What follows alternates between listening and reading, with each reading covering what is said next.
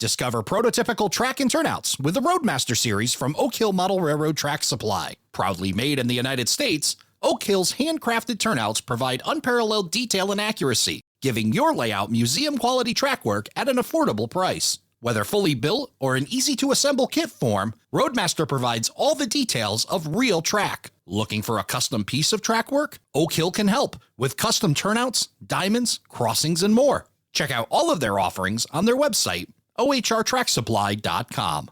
Hey, do you like free stuff?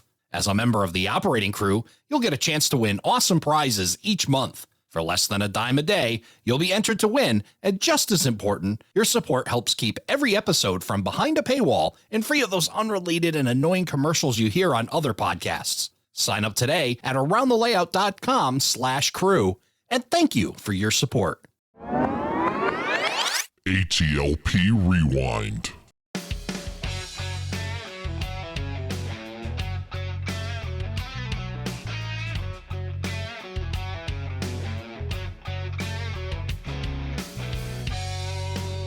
Hello, everybody, and welcome to Around the Layout, where model railroaders come to tell their story. My name is Ray Arnott. So glad you could join us. Joining me today, coming all the way from the United Kingdom, Alan Aitken. Alan, welcome to the show. Thanks very much, Ray. Thanks for having me along. How are you doing today? I'm doing fantastic. It's great to chat with you all the way across the big pond and get to know a little bit about you and your Buffalo in Pittsburgh model railroad. Of course, I've gotten to know it a little bit better thanks to your YouTube channel. And boy, you're really cranking them out. 100 videos, and you've got nearly 13,000 subscribers to your channel. That's phenomenal. When did you start doing the YouTube thing? Unbelievably, my YouTube channel has been going for about 4 years. In December last year, about December the 7th, I think it was last year, I had 184 subscribers. And then I put a couple of videos up.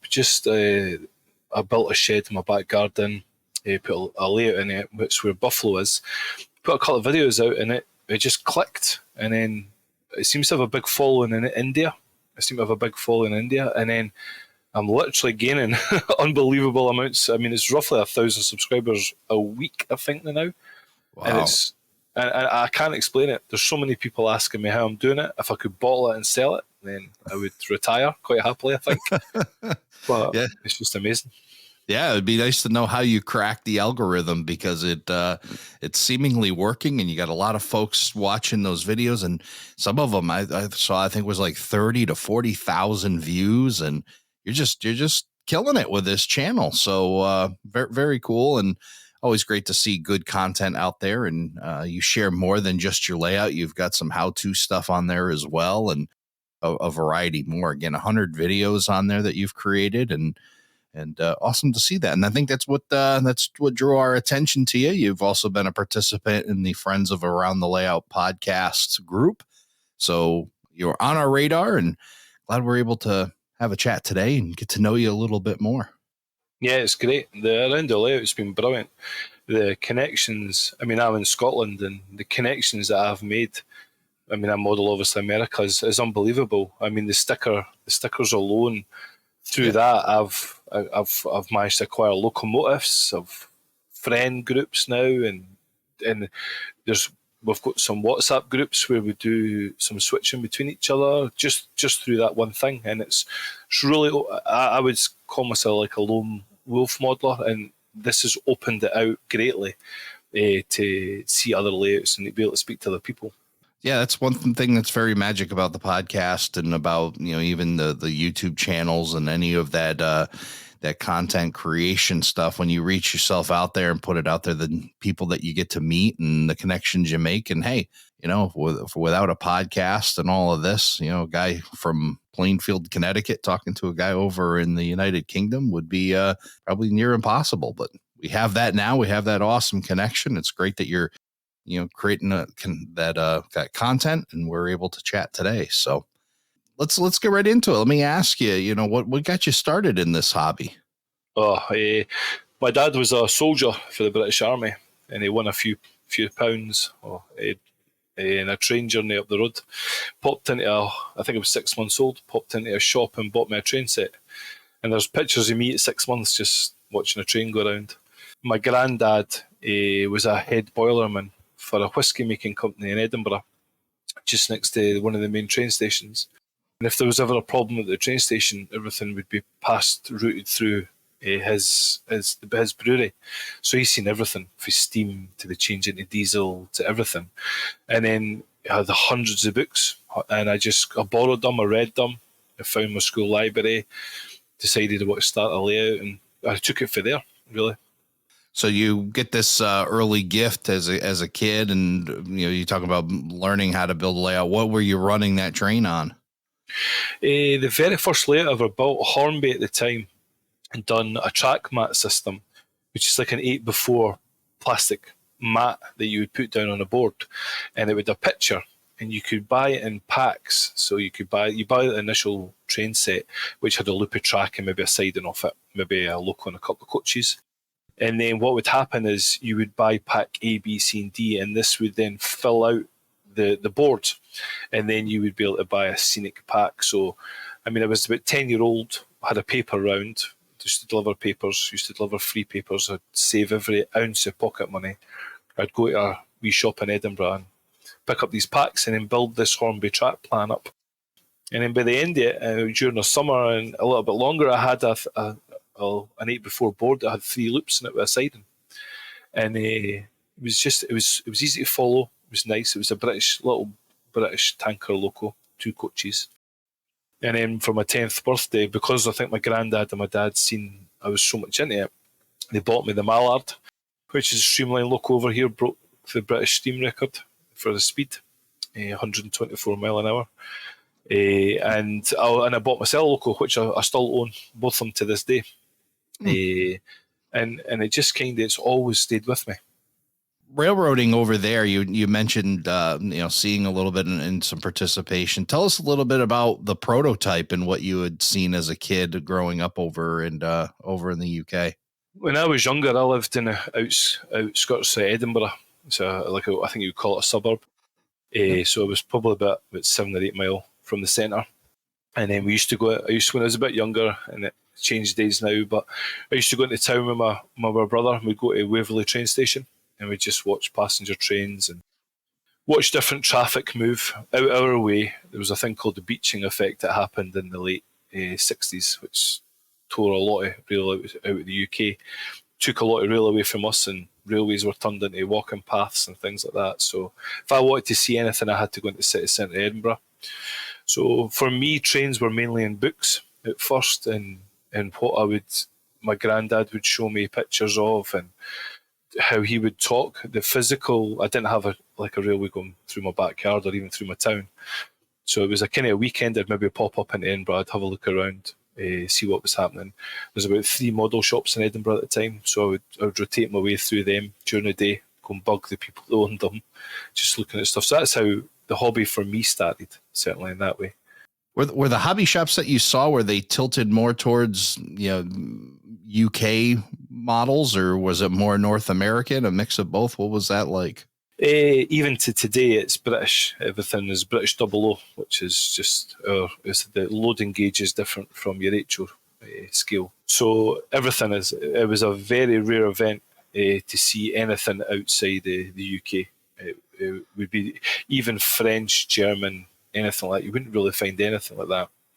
Then DCC kicked in to the system at probably about the early 2000s, and there was a shop up a bit further north up in Scotland, in Helensburgh in Scotland, called Max Models, and it was going into Aladdin's Cave, and he stocked American stock, and it was like the Walther's catalogue on steroids. It was everything. I mean, you would literally. It was about a 2-hour drive for us to get to it. And in Scotland, the 2-hour drive is country roads 2-hour drive. It's not 2 hours on a motorway. And then we would spend the day there. There was a group of 3 or 4 of us would go over for the day, and we would save for the month. And then we would go there. You would spend the day, and you would literally be just pulling boxes and boxes off the shelves and kits. And I mean, I bought my first big boy over there, Genesis Athern. The first time I'd seen a big boy was in an HO model form there. Yeah. And then you're starting to be able to pick up DVDs. I bought the Walther's catalogue, which was a massive inspiration for where things went. And then I found that a lot of the model shows over here, 95% of them was a British layout. So it was British countryside with a British train running through it. And I found it a bit tedious and a bit same. And then there was one club I met who had done an American ON30 layout when the Backman started to bring out the sets with the 260 and the coaches for the Colorado and the different ones that were there. And they'd done this beautiful 16-foot long, 4-foot deep backwoods America, probably early 1900 layout.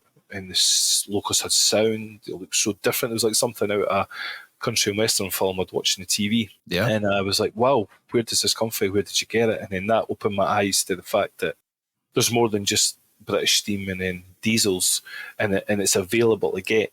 And then the internet was starting to kick in by that time. So stuff is starting to become a bit more easier to purchase on that front. So I've changed that way. Yeah, so you're inspired. So tell me a little bit more about this club that you saw with this North American. It was something that you visited. Were you a member of this club? How did you connect with them? I had seen a flyer come in about DCC. I was actually out a model railroad magazine that I had, and then there was a shop called Mackay's Models, which are no longer here, in Glasgow, that me and my friend took a drive over to. And this was when we started to see DCC, and we've seen a lot of American locals. And I had asked him, I says, is there any clubs round about me that support the DCC system rather than your DC, and maybe run something different than British? And he'd recommended Thistle Model Makers, which were based in Edinburgh, which at the time is where I stayed. So I contacted John Bowman there, who's still a very good friend of mine. He does all my wiring, all my layouts. And I got involved, went along there, seen this layout that I had seen at the show, that was the American ON30. They were still in the process of adding to it and building to it at the time. And then we just started chatting, and then it become the world become my oyster, because their contacts, and because the internet wasn't quite as it is just now, they knew a lot of different shops within the UK that was selling things that weren't British, and we could pick up Japanese, we could pick up German, we could pick up Swiss, pick up a lot of different things in a lot of different gauges, and we could make, and it was more interesting, because then I would go away and research about the places, and they had a better interest, because in the UK and in Scotland, a model railway club builds their exhibition layouts. They don't have a static. Certainly when I started, they don't have static layouts like you see in America, where 20 club members get together, they'll have a basement or a building somewhere, they'll build a layout that suits a time frame in an area for where they're looking for. In Scotland, we build a layout, probably like maybe 30 foot would be deemed a long layout back then, quite a large layout at that point, and probably between the 12 to 30 foot range, and it would be just like snippets of different things in different areas. And each club would build a layout, and then that club would run a show. So they would hire a hall somewhere, and then they would hire a hall, they would invite guest layouts to come and see it from around the country, get together, have a weekend, play with trains, and then everything get packed up and put away again. And then the club rooms would then be used to build the next exhibition layout or tweak your exhibition layout. So for us, certainly the difference that I've seen between the UK and America, we were more based on playing with trains once in a week, and then potentially building something that you would take to a show for a weekend. You maybe do that for a couple of times a year. Yeah. And it was good, because it gave you the opportunity to model American HO or ON30 or a German 00 HO layout or a Swiss layout or a Japanese N-gauge. So it allowed my collection to look like Jason Donovan's Technicolor Dreamcoat. It had a bit of everything in it. There was nothing specific. And I had everything from N scale to ON30 to G. So wow. So yeah, you were pretty diverse in your collection of model railroading, thanks to all this exposure through these what I would call them like a modular club, I guess, here in the US, and where you bring your layout, set it up, run it, and then put it away, store it, which has got to be, I mean, it's got to be neat to be able to connect, obviously, with folks and connect a modular. I've never been part of a modular club. I've seen them. I've talked to those type folks, but it's got to be a lot of fun to connect. But then the ability to only run it a few times a year has got to be a little frustrating too. Very frustrating. And that's why, for me personally, I moved away from where the Edinburgh the Thistle Model Makers was. I moved to a different town in Scotland. It was just too far to get there during the week, and I found myself only being able to play with trains once a month, or maybe once every 3 or 4 months. And I'm like, I'm interested in this hobby. I love modelling. I do like doing all this. Why don't I put something together for myself? And in the UK, if you have a basement, it's a dungeon or it's full of water. So most of the modelling's either done in the back garden in a shed. If you're very lucky and your wife's good, a spare room, or in the attic in your house. So it then transitioned for me that I was like, but then when you do that, you have to then decide, this is the layout I'm going to build. So I have to build a scale. I have to kind of pick something that I want to do and then try and make it work for everything that I had sitting. So I put a layout in my attic at the time, and for some reason I picked a Swiss narrow gauge layout. So it was a totally different width track that HO trains wouldn't run on, and I thought, this is great. And then I really sat and had a good think about it and thought, well, if I had made this HO track, I could have ran anything on it, but now I'm stuck with this. So you ended up with Swiss, basically. Just you don't really remember how you ended up there. I mean, was it just something that you saw it and fell in love quickly and just wanted to be different, rebel? What was the story there? All the clubs in Scotland get together and run a national show, an exhibition at Model Rail Scotland at the end of February, and I was at that, and I'd seen a couple of Swiss narrow gauge layouts there, and the rolling stock is beautiful. I mean, the scenery in Switzerland is phenomenal, the Swiss Alps, and the rolling stock's beautiful. It just ran straight from the box.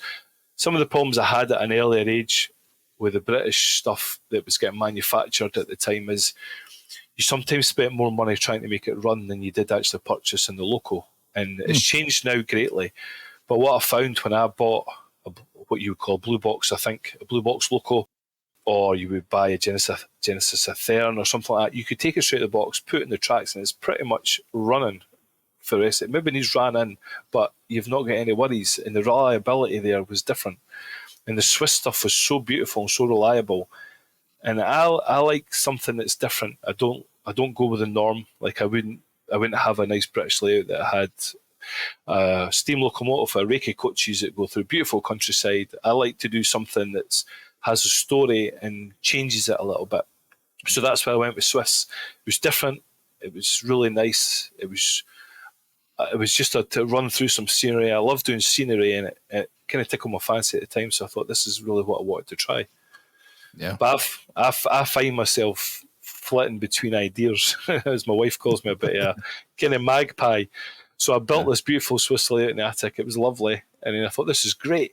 Let's sell it all now and go on and start buying HO. So that's where I ended up changing it. Yeah. How far did you get in that layout, the Swiss layout? I had the track down. I had most of it was ballasted, and it was as if it was within the Grand Canyon or a Swiss Alp equivalent of, and that's how I wanted the layout to run. And then I was just passing loops, so I could maybe run 2 or 3 trains through different times, and then they could pass each other. And it was pretty much far on. But one of the biggest things was we moved house, so I had to rip it all out anyway, because it was in the attic at the time. And I was like, so everything got ripped out. I saved what I could, and then I moved to a new house, and I thought, well, it's maybe a time for a fresh start. A lot of my friends were still doing HO. One of them had started, he'd put a 30 foot by 10 foot shed in his back garden. Started building a multi-deck layout there, and I thought, yeah, that sounds like an idea, because I'm not bugging people in the house by going up in the attic.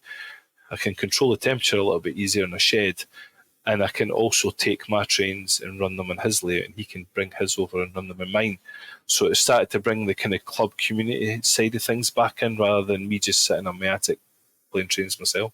How did you network with these friends? How did you get to meet the model railroad friends that you have? Mainly through exhibitions in Scotland is the best way. I mean, I was just last month, I was at Preston Model Railway Show, which is about 2.5 hours south of us. And there's maybe about 20 or 30 clubs in Scotland, and without a doubt you're going to have another club in Scotland have a layout there, and that's when you catch up. And it gets to the day, you're busy entertaining the crowd. It gets to the night, then we meet up at night, go out for something to eat, have a chill, talk about what the clubs are building, what the different things are happening with the club, how clubs are actually now in UK are starting to change, where a more static, what we would call a static layout, where the club is building a layout and a premises to run at the club is actually starting to become a bit more popular, because we've just had one of the biggest shows in the UK, Worley, just not run this year. It's the first time in about 50 or 60 years. Don't quote me on that, but it's not running. It stopped. And one of the second biggest hobby shops in the UK, Hattons, went into receivership and stopped. And we have a thing over here called where we left the European Union, so import costs even from the UK, for the US, is massive now. I mean, I can pay $80 for a local, and then I can pay $90 in a tax, and then another $45 on postage. So it's phenomenal. I mean, when I first started building, I could buy a local at half the price. I could buy it here, get it shipped over, fair dues, but you didn't have that tax, so it's a massive effect on railroading in the UK. Yeah, I think it's affect everywhere, anywhere outside of the U.S. I mean, we have Paul Kassar, a good friend here and executive producer of the show, who talks about his challenges of getting stuff shipped over to Australia. And I can imagine, and it's not just the distance, it's really the duties and fees and everything else that come along with it that really ramp up the cost. I think 3D printing's helped greatly with this, because obviously I'm model American, and I can't walk into a model shop and go and buy an American car or American bus or an American building. Everything's British. So I'm either scratch building it, or I'm either having to buy it and get it shipped over. But the fact that 3D printing now is exploded, there's a lot more options, and we're going into model shows where people are still printing off parts for HO British layouts, but are also double O British layouts, and are now producing American cars, American buses and trucks, and like road crossing signs and a lot of different things. And it's starting to become a lot more easier accessible for us without having to go to the US to purchase stuff and bring it over, because you want stuff to look as real as it can, and people are now able to do that with an STL file. The community is so good by swapping and interchanging and allowing to pass this thing over. It's not like a prisoner to them where I've done this, you're not getting it. I find that a lot of people are quite happy to send their files on and mix it up, unless it's a business, obviously. But and they're quite happy to share that. That's where I seem to get a lot of my detailing parts for now. Yeah, it's still like a very open source kind of thing going on with 3D printing, and I think that is probably the way it overcomes. You just send the file and have the person print it wherever they are, whether it be in the UK or Australia or beyond, and then you save all that. I mean, it really is tough, to see. And Paul has shown me some of the numbers, and it's just tough. And you think it's easy for us. It's all right here within North America, whether it's being made or sold either in Canada or the United States. But once you start tacking on all those duties and fees and everything else, it's got to be wildly difficult. So hopefully 3D printing overcomes it, and it'd be better if we could figure out a way to not tax the heck out of each other when it comes to all this kind of stuff. But that is a topic for another podcast. 100% agree. So you got good connection of friends. You've met some good people. You've experimented with the Swiss Alps, and that came down. You move into a new house, and now you said you're going to move over to HO in a little bit more. What were you interested in at that point in this new home? COVID had happened over here as it did in the world, and during that time I spent more than I should have done on YouTube, just watching American layouts and how they run the KCS. Steve Davis, I think, wrote his layout. I sat and watched that. They talked about the trim and the cut, and they had an engineer and a conductor, and I was like, wow, that's what I want. I want my mates, my friends, to come over to my house. I want to run an operating session for a couple of hours, and then I want to sit and have a coffee and a chat and no worry about it. And just talk about the world. So I thought, I don't have endless amounts of space, limited, and I thought, well, so I looked about and I managed to pick up a wooden 20-foot long by just under 10-foot wide garage that I converted into where my layout is just now. Sits tucked away, not enough for my wife, but it's tucked away down the bottom of the garden. And my friend John Bowman and I sat for probably about 2 or 3 months just working on the track plans, trying to get it. There's not a runaround on it. There is no way to run a train round and just let it run. It's a point to point, because I love, in the UK you call it shunting, but it's switching over there. I love switching and shunting. I love playing with trains. It's good fun, and that's what I do. And I also love the scenic side of it. So I purposely didn't build a runaround into it. And then we sat down and we says, well, how do we bring the operational side into this? And we'd seen so many dispatcher boards where JRMI is being used, and a lot more technical. And the group of people I'm with, I'm the youngest by about 15 years. My friend John's a good bit older than me. So they weren't really wanting to sit in front of a computer and do it that way. So I thought, well, can we build a manual dispatcher panel where you actually turn a switch and you can maybe sit at a wee desk and we can work it out from there? Because the shed's tiny. You can literally speak to each other as we are just now. You're not over any great distance. So what we decided to do is I decided to design the shed where I could have 4 people, because there's 4 of us, could operate a layout. And then I say to myself, right, where do I want to place this layout? And I'm very much a story-driven person. I've built an exhibition layout, an ON30 one called Lewis Lake. My son's called Lewis. I wanted the layout in a lake. I googled Lewis Lake and found there's one in Wyoming. So I thought, right, I'll base it there. It's ON30, so let's make it a country and western one. And then suddenly, bang, it just developed for there. So, and it's great fun, and that's what I take to shows. But then for this one here, I thought I really like Cole, the NS modeler. I can't remember his name, the lad's name that runs it. He's NS modeler.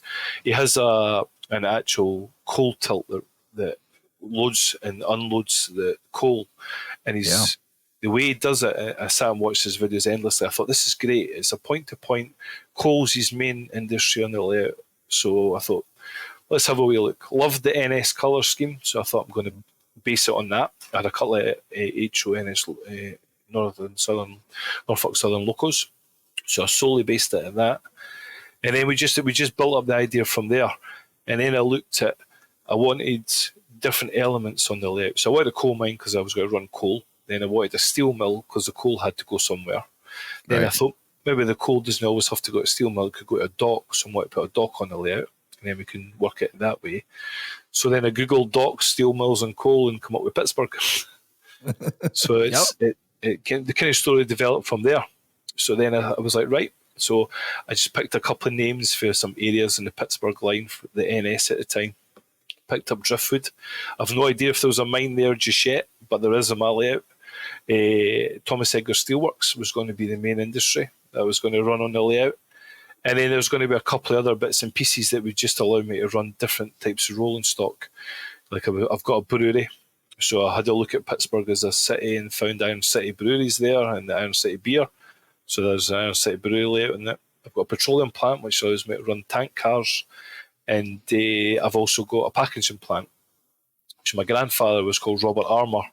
So I googled Armour, found there was Armour Packaging, which used to do beef back in the day, and I thought, well, let's just say they continued on that industry, and there's Armour Packaging.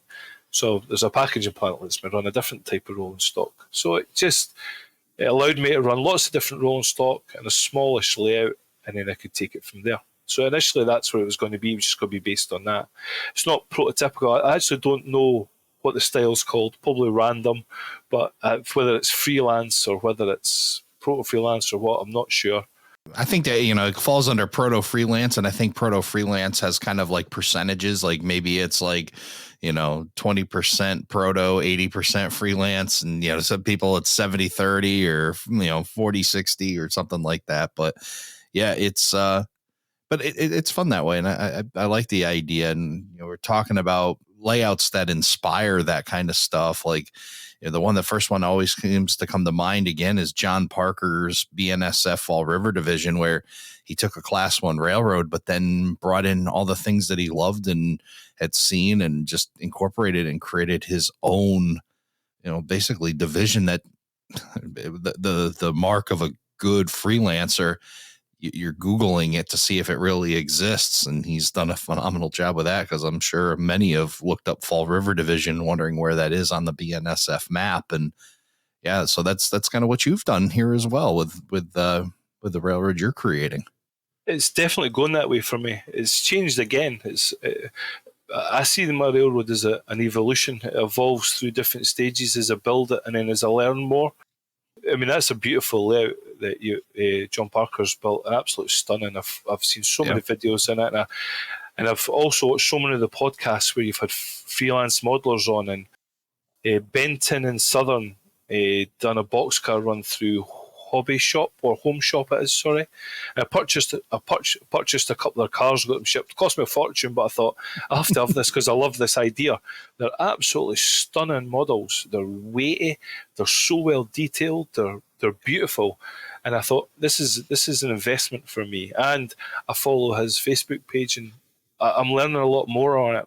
So as I started to listen to more of your podcasts and look at the different things I was watching, what I've done is I googled Pittsburgh, and then there's a guy called Matty Gunn who does video shorts in the Buffalo line in the Pittsburgh area. It's just running shots of, I think, maybe follows trains and does a bit of yard things. And I didn't even know the Buffalo in Pittsburgh existed at the time. And I seen one of his videos and I went, wow, there's a Buffalo in Pittsburgh. And wait there, it's in Buffalo where my yard was based. And there's Pittsburgh where everything else was based. And then I started to look into the Buffalo in Pittsburgh. I found the roster, I found what they ship, because you can go into Buffalo Pittsburgh as a company and you can click who their customers are. And they'll tell you what they actually use as rolling stock. They'll tell you what the roster system and the type of locos in, the number in. The internet's phenomenal. So suddenly it evolved from what was just going to be Pittsburgh Model Railroad into the Buffalo and Pittsburgh Model Railroad. And then I found the colour scheme for the G Genesis in Wyoming. I thought it's got its own colour scheme. I thought, great. Trying to find the Genesis in Wyoming loco already pre-painted is like what we would call hen's teeth over here. It's near impossible. And I was like, right, so I'm going to have to either learn how to airbrush, or I'm going to have to find somebody that can maybe at least give me a couple of locos painted. So I thought, right, so my layouts then changed from the Pittsburgh. So I went into different places that they serviced. So my steel mill, which was Thomas Edgar, is now changing into a grain refinery because they ran more grain at the time.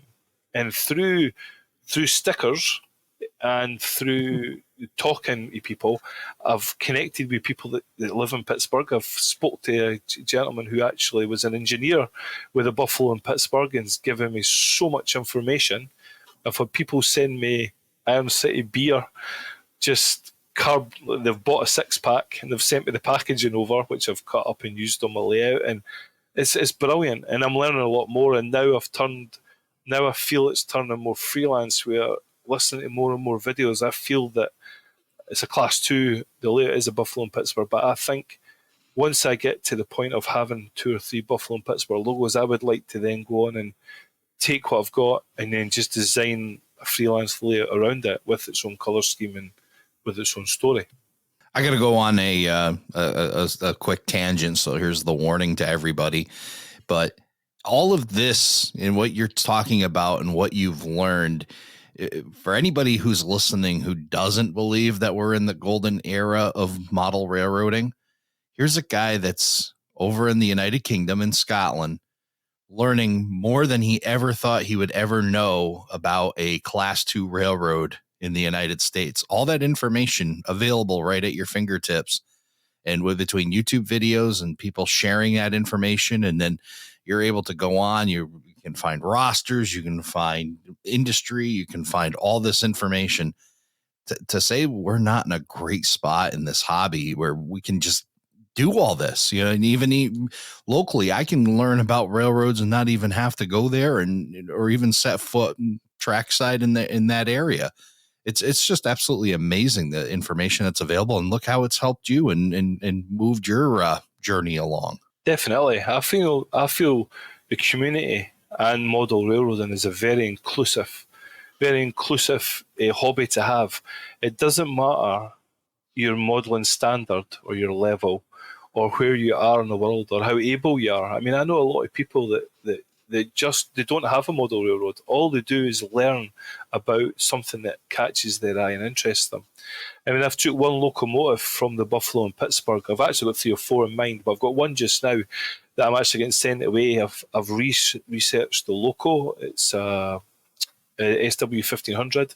I've got number 44. It's going to get sent away. It's got to get painted. I found what it looks like. I found pictures and I found video footage from Matty. His great channel, I love it. And then my boss doesn't love it, but I love it. But I found this. I'm sent this to him. He's going to say, right, I'm going to make it look exactly like it is. Pretty much the same as what Rob Arnott does. No, Rob Arnott, sorry. The Weather My Trains, which I had a look at his stuff there, is phenomenal.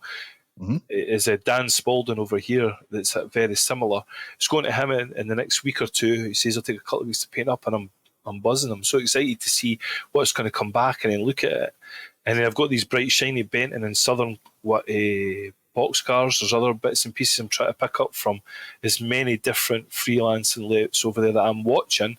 So when I run an operating session in my layout, for me, I'm watching these freelance layouts go around, whereas the other person might not have a clue that that's actually some guy's layout that's created all the information and pulled everything together for this.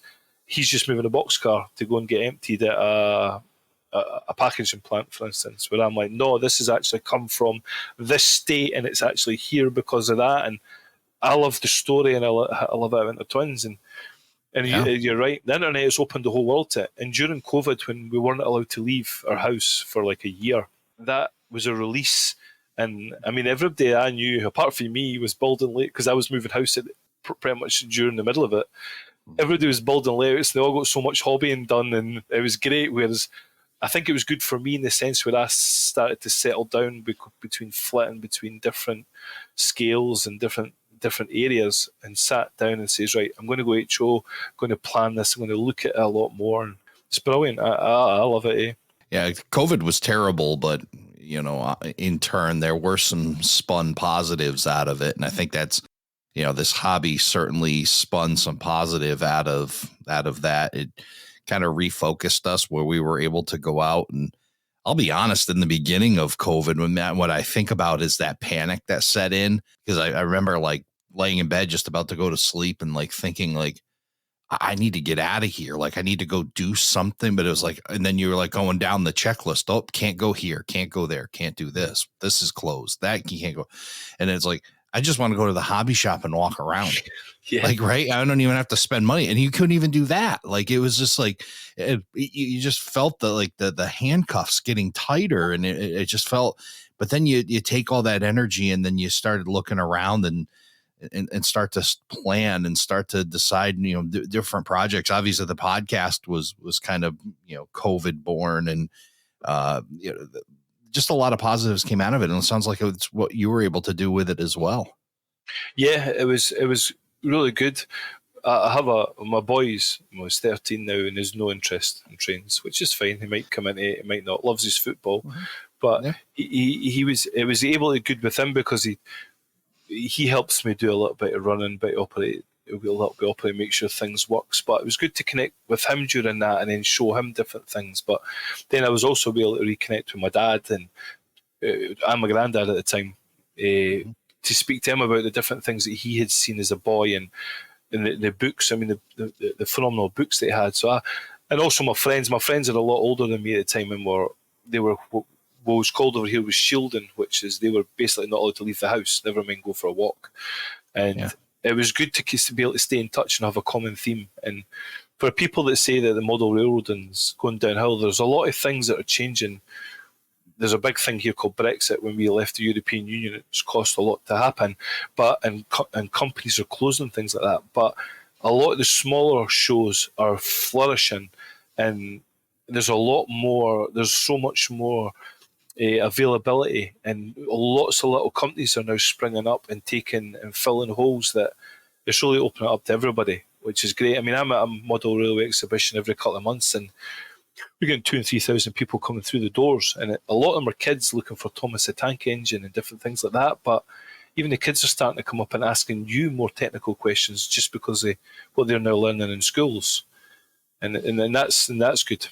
I usually try to limit myself to one rant per podcast, but I'll go on the second one and I'll just simply add to what you're saying.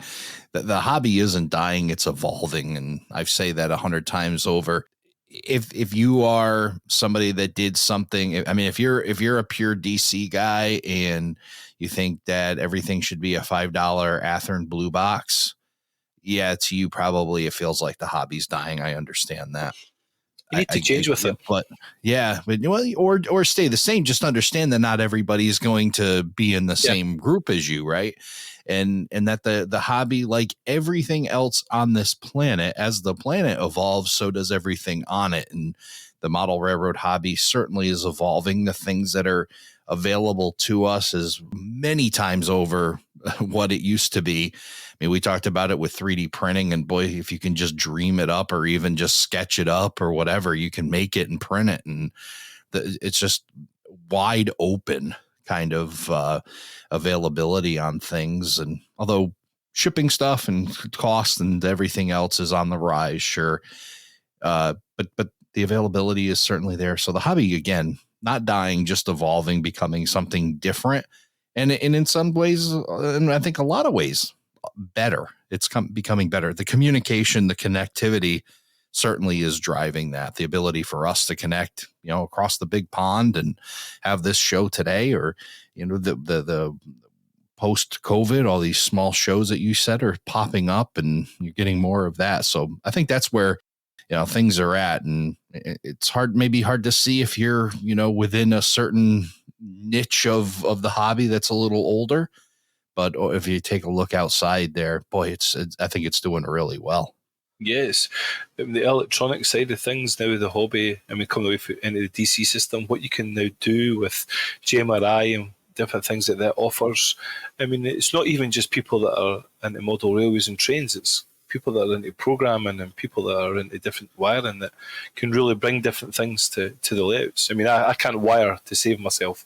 My friend John Bowman pretty much wires and puts my track down in, and I just add the beautiful scenery on top of it when it decides it wants to look nice. Yeah. But I think everybody is able to take their own part and put it into the hobby. And I think if you're positive, and if somebody, when we go to a show, when the group of our friends go to a show, I stand at the front of the layout and operate for the front, because the amount of times I get said, is there any trains actually run on this layout? Because I'm too busy chatting to people and saying, and we actually have somebody at the back that just sits and operates, and it's about inclusion, because the amount of times I go to a show and everybody's behind the layout, their heads are down, they're working away. Sometimes people find it awkward to ask questions about how it's going to, and you need to get these people included in it. It's how it's going to grow. This is the second time I've heard this in as many days of recording the podcast, mentioning operating in front of the layout in exhibition. And boy, that's really a great thought, because I think back to just even like sales and like the trade show days. Trade shows are kind of dying around, but there's still some. And I would exhibit at a trade show, and it was so much better, and the conversations were a lot better connected when you get out from behind the table and you stand in front of the booth, and you catch people walking by and you say hello to them and they turn and they engage. And I think you got the same concept by operating your exhibition layout in front, like you're with the people. I mean, you are with the people by doing that. And it takes that barrier down, which is the layout. And now you're standing with them, looking at the layout and at that same perspective. I think there's a lot to be said about that, and something that, clubs that want to, engage more people may want to consider thinking about that. Don't hide behind the layout, get in front with the people. Definitely. I mean, for myself, it's great, but because the only 30 layout that I take to shows is I built it and put everything to it, and everything's detailed. And we have a little flyer that advertises the layout if it wants to go into the show. But on the reverse side of it, we have 9 bandits that are figures on the layout that the kids have got to find. So it's really good to them. And then if kids are like, I found them all very quickly, I'm like, right, we'll go and try and find the snake, or go and try and find the sheep, and you're really just engaging with them. And their parents are like, well, thank God I can actually 2 minutes, I can look at something. The kids are entertained for a minute, and it also gives them a chance to say, how have you done that? What have you used to create this? I've never seen, because I don't build British layouts, I build something different. In the case of this one, it's an American one. The first thing they say is, oh, I've never seen this before, or what is this, or what gauge is this, what track is this? And it opens it up to their mind that it isn't just British trains and with the steaming and the coaches, which there's nothing wrong with. There is other options out there that you can go, right, maybe that doesn't catch my interest, but that looks really nice. Or I remember that for a cowboy in an Indian film I used to watch when I was younger, and that's what's going to happen. Yeah, and when you're out there, it's rewarding to you too as an operator. You know, you get out there and you get to hear people tell stories about things, and you get to see better reactions. I'm a sucker for watching kids' reactions to things. It's why I'm such a big fan of John Razook and his Ringling Brothers and Barnum and Bailey train, and we had him on the podcast. Just seeing kids see things and glow and interact, and that's the magic. That's planting seeds right there. Those are the kids that someday are going to remember that, and they're going to pick up a train set, and eventually they're going to start doing things because they're going to remember those things happening in their childhood. So definitely things that we can do to help grow the hobby, keep it going, because it's better for all of us. The more people that get involved, the bigger the market becomes, the easier it is for companies to produce stuff because there's more people involved. It's better for us because it increases that availability. It really is a market that needs to be nurtured and benefit all of us when more people are involved. It definitely does. And the kids, I mean, I was that child at one point in time when my mum and dad taking me around a model railway show and showing me the different things. And if there's, I mean, it's a simple thing. You hand the kid the controller, you ask them to press number 2, and a bell goes off or a horn goes off. And the kid's face light up. And if they've not done anything other than make a sound, but they love it, and then they're chatting about it. And it's a really good thing. As you say, you're not quite so standish. The layout isn't a barrier. It's actually just an invitation to say, well, please ask me how I've done something. Does this interest you? If you don't like it, what do you not like about it? Is there something reason? And sometimes somebody says, I really don't like this layout. And I say, well, what do you not like about it? And it's just, I'm not used to it. And I'm like, well, there's no problem with that. I say, obviously your opinion is you're entitled to that, but is there some reason? He's like, it doesn't look real, or it seems toyish, or could be something like that. And I'm like, well, yeah, take that on board. But I think everybody having their own view on things and being able to give it and ask questions about how do we set this up? How big a vehicle does this need to take? And that opens their eyes. It isn't something that you need to be a 30-year expert in.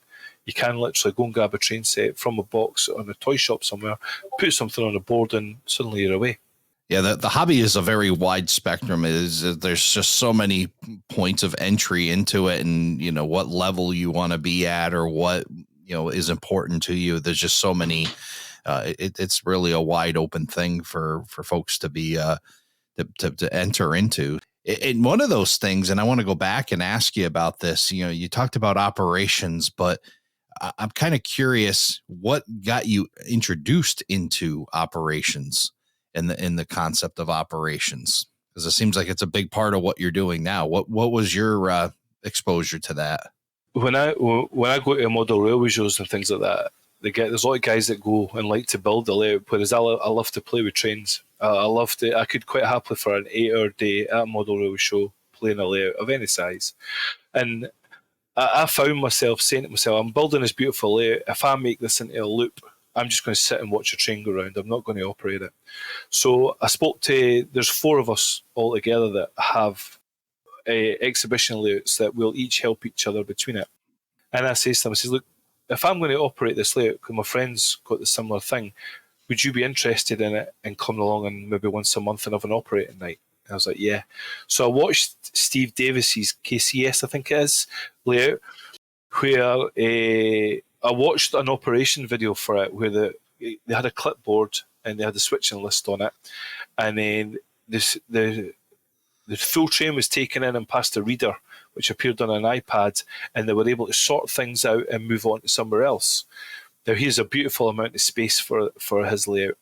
Then I started watching other operation videos where you're in, you get a chat at the start, and then you would have you'd each be allocated a job, and you'd go and do it, and you'd go and run your train. It wasn't too tedious where you felt like you'd just done a day's work, but it was enjoyable enough, and it made you think during it.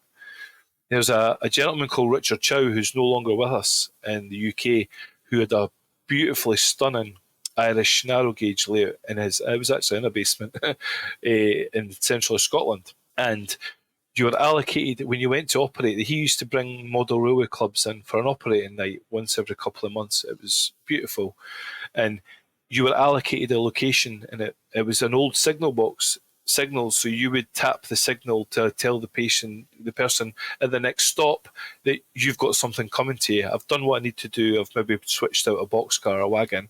This is now get ready to get passed on to you. And the communication, and that person couldn't see what I was doing. And the room was only 20 foot by 15 foot wide, but the way he'd cut it off, we couldn't see each other. So you were given like a work schedule to do. But then in the middle of that, he had what he used to call the Red Fox train, which was like a fast passenger train that you had to get out of the way of. So you were doing your work, being aware that you would hear a couple of bells coming. You're like, oh no, the Red Fox is coming. I need to clear the main line so that we can come through. And it just added a dimension to it. So I brought him only. I thought, this is great. This is what I want to do.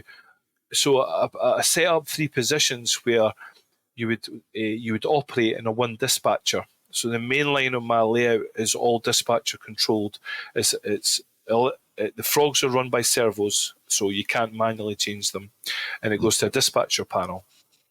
Yep. But I'm actually going to have the ability to be able to locally switch it, and that's coming shortly.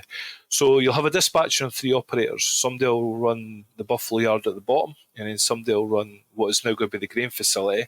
Somebody will run Altoona Yard at the top, and then somebody will run the backside, which has got the mine and the brewery in it.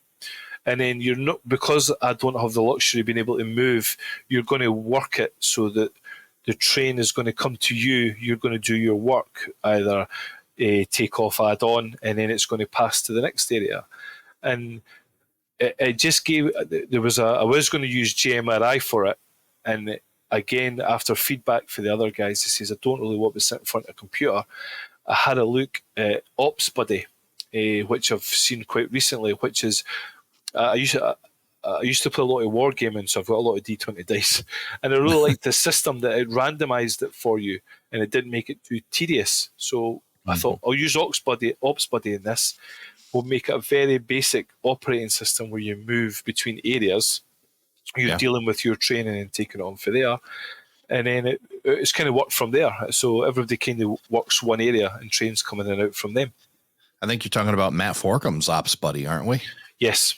See, that's it. It's brilliant. I mean, he makes it available for you, explains how it's done. I've amended the sheets to suit my layout, and then I've amended the roll table at the start, which my friends aren't that much into the wheres and whys of how I got it. I'm just handing them a piece of paper that they get to work on. But everything that if they bring a loco, it starts at the engine servicing facility. It has to be fueled, sanded, and checked. Then it moves to the area of the layout that they're going to work at. So it brings that in. And it's just it gives you a point to the evening to get together, because operating sessions and things like that over here isn't as big as it is in the US, where you probably have stuff lying on a track for months on end that's getting moved during operating nights, whereas mine will probably get tidied away at the end and reset when it starts again for that kind of process. So it's kind of coming more over here.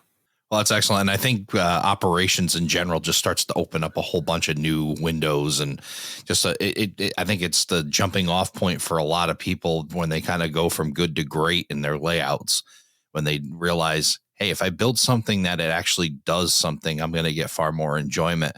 Listen, there's nothing wrong with if you want to do a continuous loop, and the enjoyment you want out of it is to see it go around and go through the scenery you've created. There's nothing wrong with that whatsoever. But what I found with a lot of the folks that are, been on the podcast, their model railroading journeys just go from that. They hit that, massive 55, 60 degree angle upwards when they figure out that they can operate their layouts and become, have a purpose. And again, then it brings in all these things. It brings people into their layout. They get to share it. They get to, go to other layouts and operate. It just opens up a whole new world.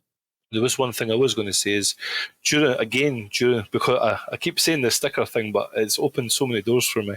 There's a gentleman that I traded stickers with who then contacted me and says, "You're doing a switching layout?" I went, "Yeah, we're doing a switching layout." He says, "Well, we've got an idea that there's a group of 4 or 5 of us have layouts in our attic that we can't really get people in and out. So what we're thinking about doing was taking, well, my train maximum length is 7 foot because of my sidings, taking a train with 3 or 4 boxcars and a loco on the front of it, let's just say generic boxcars, creating a switching list and switching maybe 2 boxcars out and bring a tank car out, saying, right, it's now moving from the Buffalo and Pittsburgh and it's going to go to St. Lucia or it's going to go to New York. So then that switch list then goes to his layout in New York. And then he's going to take that and he's going to say, right, I'm swapping out this in my industry and my layout and I'm going to add this into it. So then you take that switch list and you pass it on to another gentleman and this is going to be recorded and we're going to do videos of it. And then we're going to switch it between 3 or 4 layouts. Because I've seen NS Modeler took the Utah belt, which is my whole inspiration for model railroading, is that one layout. And he's taken the 2 or 3 locos from that, the train for that, and sent it to other layouts. And that now runs through the scenery of other layouts. And I thought that's a great idea. But if you're somebody that can't get to a club or you maybe can't get to show, you don't have too much a group of people, you're a lone wolf, then maybe you can be part of an operations session by having an emailed switch list sent to you, like, okay, you've just got an inbound train that's coming from Buffalo that has this on the back of it. And you're going to swap. You can decide, if you use OpsBuddy, you can decide to switch in and out, and then you have an end train that's leaving your layout and going to the next person. And if some of us have decided to record this, and it's in the infancy, we're just kind of starting to put it together. Yeah, that's a really neat concept. There's so many neat concepts within this, and I think, COVID driven or not, I think we got extremely creative during that time when we were locked in and said, okay, well, what else can we do and how else can we connect, whether it be Zoom meetings or podcasts, and then we started thinking about, virtual operating sessions, and just so many neat things have come from, really kind of a terrible and tragic event. The positive spun off on that. And I think a lot of these ideas are kind of born from that. So it's really neat to see that going and it continuing beyond the COVID period to new concepts, new ideas to connect people. And as far as the stickers go, stickers are kind of neat and people are like, oh, what's the deal with the stickers? But then as you get involved, you find out it's really not about the stickers at all. It's about the connecting of people, which is really the sticker is the vehicle for that. It's taking you there. So I see it as a memory. I can look at my sticker wall and go, right, I've spoke to this gentleman here.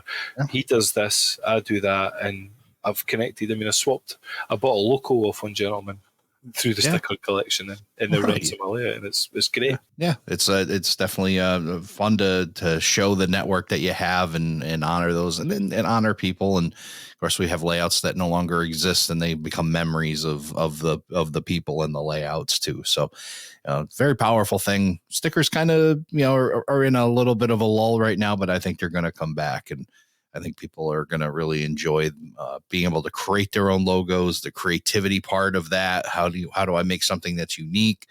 And then, of course, the when you start sending them out and getting different stickers in from places, it's a lot of fun. So if you're not in the sticker thing, jump on board. And of course, if you want to get some ideas, we've created the sticker guide on Around the Layout. Go to aroundthelayout.com/sticker guide, and you'll be able to check out a collection of stickers that have been shared with us here. And if you don't see yours on there, make sure you email us at aroundthelayout@gmail.com and we'll get that sticker put up there. So as we're starting to wrap up here, Alan, I just wanted to cover, because we kind of breezed over it a little bit, but it's an important part.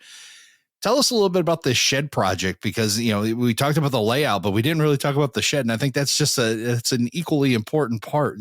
looks like you built the shed, and I see some pictures on your Facebook page of that process. It was a labour of love, let's say. When we moved in, I moved in the area. I think my back is buried in a bit of ground over there somewhere. Cleared the land, made it flat, and then brought the shed in. And then I had a friend who's an electrician come in and run the electrics for me. But it's 20 foot long, roughly 10 foot wide, which is I would have loved it if it was just a foot wider. Everybody wants their layout a bit wider, but Yep. but my helix is 21 inches in radius. It has a 21-inch radius on it, and it's a bit tight for a 6-axle loco to come up it, so I can only run 4 axles up and down it. But that would have given me a little bit more space. So the shed, I'm a bricklayer to trade. That's my job was a bricklayer. I'm now a draftsman. So I built up myself, insulated it, lined it. In Scotland, it's known to rain a little bit. So I made sure it was well protected that way. Kept up off the ground for the moisture, and it works really well. And it's actually getting an extension put onto it very shortly. So, how do you do with climate control? I mean, what's the climate normally in your area? Do you have heat and AC, or do you need that, or how does that work? Well, the good thing about Scotland is you only have to worry about one way, and it's either cold or really cold, so or wet. So there's a special foil that I've put on the inside which will reflect too much heat but contain heat to a certain temperature. How it does it's magic, no idea. Yeah. And then I've insulated the roof, so I have a heater that sits in there during the winter. It's just an electric fan heater. It kicks over an hour a day, puts the heat in the shed, keeps dampness away, and then during the summer, it's a case of opening the door. The door, it doesn't get global warming's kicking in a little bit, but we're lucky if we get to like maybe 20, 30 degrees at a really hot time, so it's not overwhelmingly hot. So I'm not getting much trouble with expansion or contraction of the tracks or anything like that, certainly in a couple of years since it's been built. Of course, you're talking about 30 degrees Celsius, which which is roughly about 85 degrees Fahrenheit. Well, for us folks, still using Fahrenheit. So when some of us hear, it only gets up to 25, 30, we're like, what are you up in up parts of Greenland instead of Scotland? But that's phenomenal. So, Alan, I really appreciate you taking the time to come on Around the Layout and share your story with us. It's been a very interesting one, and a person I'm going to definitely have to get back on the podcast because I want to learn more about your operations. And as you get into this ops buddy and using that more, and this idea of sharing operations and switch lists with others is going to be a neat one that I'm going to want to hear about. But for now, thanks again for stopping by. Thank you very much for having me, and you have yourself a good day, sir. Thank you for joining us for this episode of Around the Layout. Learn more about today's episode, check out past shows, and much more on our website, aroundthelayout.com. Show your support by becoming an operating crew member at aroundthelayout.com/crew. Follow us on social media, aroundthelayout.com/social.